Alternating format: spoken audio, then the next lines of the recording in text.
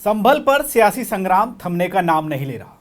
संभल के दंगल में हर सियासी दल अपनी एंट्री भी चाहता है। राहुल गांधी से लेकर तमाम नेता ये जद्दोजहद कर भी चुके हैं, लेकिन कोई संभल नहीं पहुंच पाया। इसी बीच जम्मू कश्मीर के एक सांसद का संभल पहुंचना उत्तर प्रदेश के सियासी गलियारों में चर्चाओं का सबब बन गया कि आखिर ऐसा हुआ क्यों, और जब वो पहुंचे हैं तो इसके मायने क्या हैं।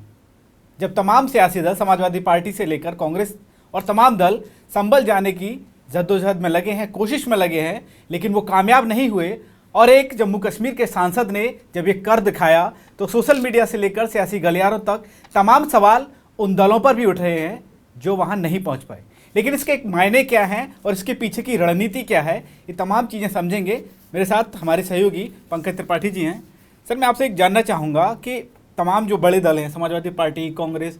सब दिखा दिया उन्होंने कि सब हम भी जा रहे हैं, हमको जाने नहीं दिया जा रहा है, सारी चीज़। और एक जम्मू कश्मीर से एक सांसद आता है, वहाँ पहुँच जाता है, पीड़ितों से मिलता है, उसके फ़ोटो वीडियो सोशल मीडिया पर तमाम वायरल होते हैं। एक तो मैं जानना चाह रहा हूँ कि जो पहुँच गए उसकी रणनीति आप कैसे देख रहे हैं, और उसके पीछे की क्या रणनीति आ सकती है, या राजनीति हो सकती है, या एक और क्या प्लान हो सकता है उसके पीछे का? देखिए साजिद,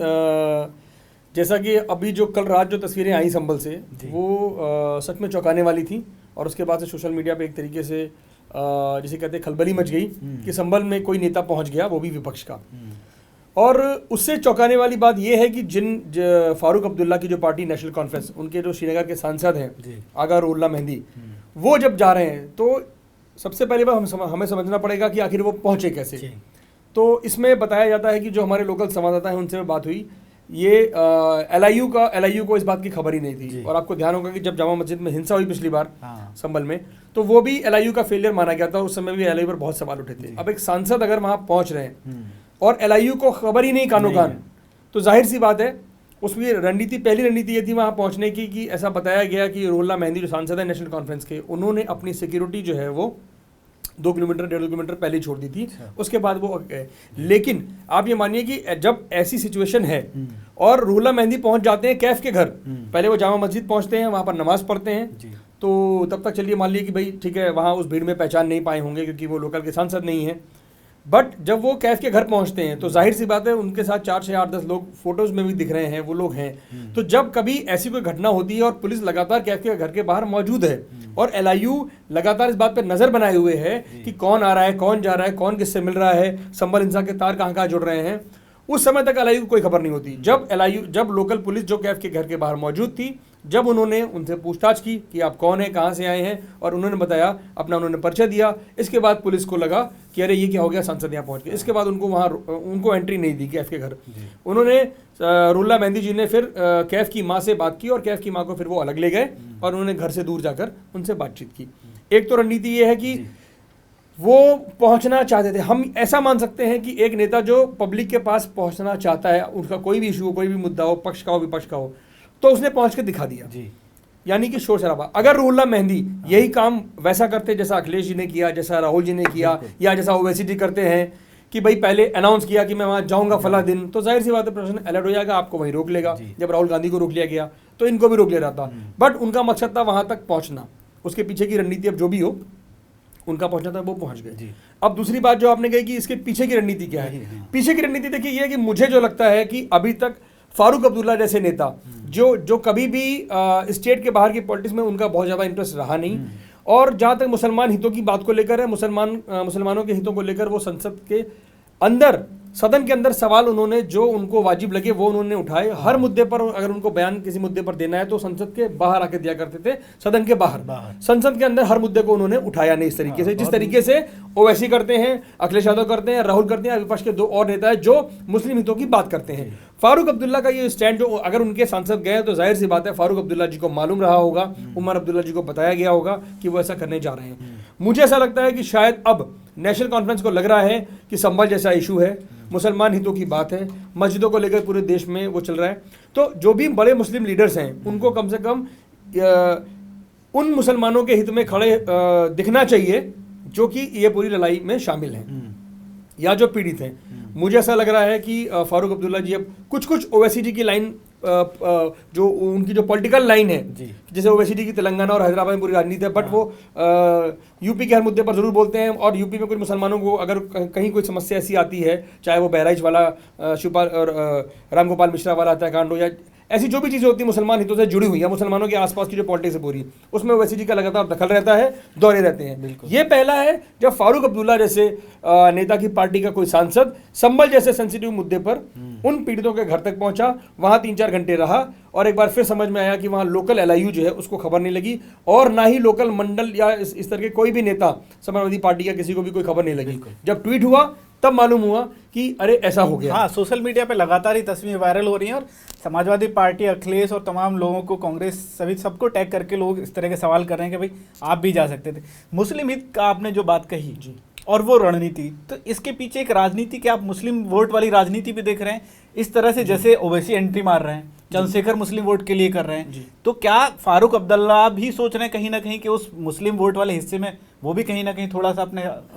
जी देखिए साजिद, मैं इसे वोट बैंक की राजनीति तो नहीं कहूँगा, क्योंकि मुझे लग रहा है इसको वोट बैंक की राजनीति कह देना भी जल्दबाजी होगा, क्योंकि नेशनल कॉन्फ्रेंस का कोई संगठन नाम की कोई वहाँ चीज़ नहीं है। और जो लोग ऑलरेडी संगठन में हैं, जैसे चंद्रशेखर आज़ाद हुए या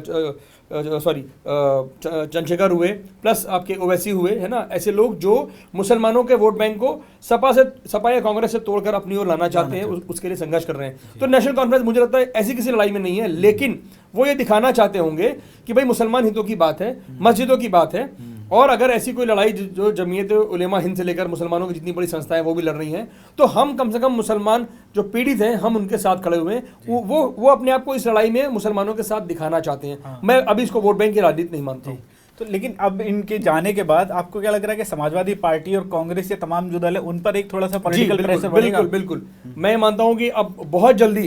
हो सकता है कि समाजवादी पार्टी ने जैसे कहा था कि उनका जो एक डेलीगेशन है वो जाएगा मिलने, राहुल भी जा सकते हैं, और मुझे लगता है कि अब बहुत जल्दी चंद्रशेखर हैं, ये 3-4 ऐसे नेता हैं जो जिनकी की पूरी धुरी संभल के पूरे विवाद से जुड़ी हुई है, जो उस पूरे विवाद में कुछ ना कुछ अपने वहाँ मौके पर पहुंचकर उन्हें कुछ भी मतलब राजनीतिक बयान देना, कुछ भी करना हो, और ग्राउंड जीरो पर पहुंचकर ऐसी कोशिश मुझे लगता है कि निकट भविष्य में जल्दी देखने को मिल सकती है। हाँ, क्योंकि लगातार समाजवादी पार्टी के सांसद हों या उनके और भी जो नेता हैं वहाँ पे, क्योंकि अभी पहले एफआईआर हुई जियाउर रहमान पे, अब वो बुलडोजर वाला मामला आ गया, नक्शे वाला, तो वो भी कहीं ना कहीं संकट में है। तो उनको लगेगा कि बाहर वाले आ गए, हम भी कम से कम अपने लोगों के लिए लड़ रहे हैं, जी बिल्कुल, तो वो भी कम से कम बिल्कुल वहाँ पर पहुंचने की कोशिश करेंगे। समाजवादी पार्टी और कांग्रेस को पर अब ये प्रेशर है, चंद्रशेखर इन सब पर ये प्रेशर रहेगा कि भाई जब कश्मीर का एक नेता,